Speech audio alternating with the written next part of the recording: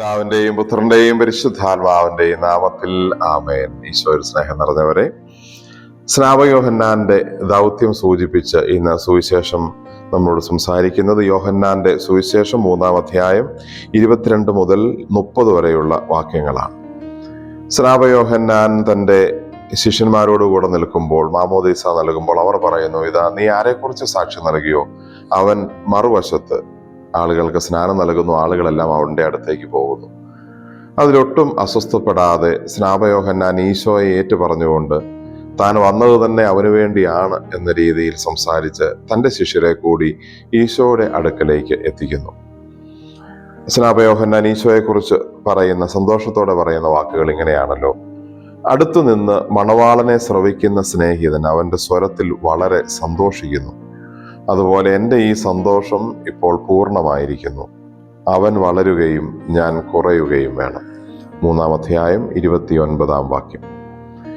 ഒരു ക്രൈസ്തവ വിശ്വാസിയുടെ യഥാർത്ഥമായ ആഗ്രഹവും ജീവിതവും എങ്ങനെ ആയിരിക്കണമെന്ന് യോഹന്നാൻ ഈ വാക്കുകളിലൂടെ, സ്നാപക യോഹന്നാൻ ഈ വാക്കുകളിലൂടെ നമുക്ക് വിവരിച്ചു തരുന്നു. നമുക്ക് ഈശോയുടെ സ്വരം കേൾക്കുന്നതും ഈശോയുടെ സാന്നിധ്യം അറിയുന്നതുമായിരിക്കണം ഏറ്റവും സന്തോഷം തരുന്ന കാര്യം. അടുത്തു നിന്ന് മണവാളനെ ശ്രവിക്കുന്ന സ്നേഹിതൻ അവന്റെ സ്വരത്തിൽ സന്തോഷിക്കുന്നു. ഇപ്പോൾ ആ സന്തോഷം പൂർണ്ണമാകുന്നു. വിശുദ്ധ കുർബാനയിൽ ഓരോ ദിവസവും ഈശോയുടെ സ്വരം തിരുവചനത്തിലൂടെ നമ്മൾ കേൾക്കുന്നു. നമ്മുടെ സന്തോഷം പൂർണ്ണമാക്കാൻ വേണ്ടി വിശുദ്ധ കുർബാനയായി, തിരുശരീര രക്തങ്ങളായി ഈശോ നമ്മളിലേക്ക് വരുന്നു. അപ്പോൾ യോഹന്നാൻ പറഞ്ഞതുപോലെ, ഇനി മുതൽ അങ്ങനെ വരുന്ന ആ ഈശോയാണ് എന്നിൽ കൂടുതലായി വളരേണ്ടത്. ഞാൻ അതിനനുസരിച്ച് എൻ്റെ ആഗ്രഹങ്ങൾ, എൻ്റെ ചിന്തകൾ കുറഞ്ഞു വരികയും വേണം.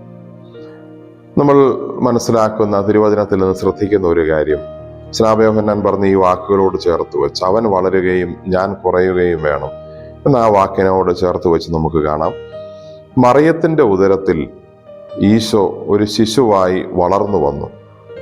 സത്യത്തിൽ ഈശോ മറിയത്തിന്റെ ഉദരത്തിൽ വളർന്നതോടൊപ്പം മറിയത്തിന്റെ വിലയും വളർന്നു വന്നു.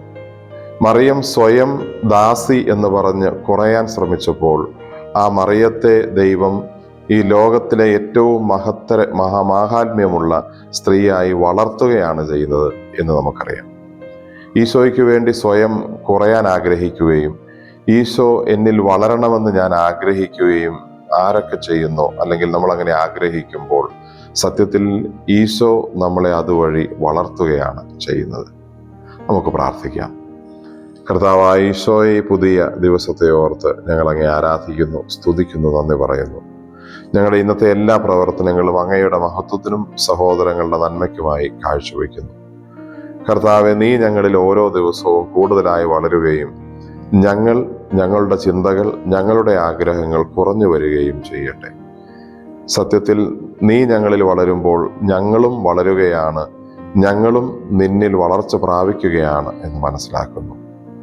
ഈ ബോധ്യം ഉള്ളിൽ സ്വീകരിക്കുവാനും നീ വളരുന്ന രീതിയിൽ ഞങ്ങളുടെ വാക്കുകളും ചിന്തകളും ഇന്ന് ക്രമീകരിക്കുവാനും ഞങ്ങളെ അനുഗ്രഹിക്കണമേ.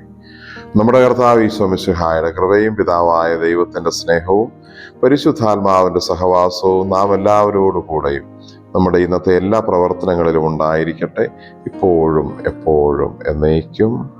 ആമേൻ. ഈശോ മിശിഹായ്ക്ക് സ്തുതിയായിരിക്കട്ടെ.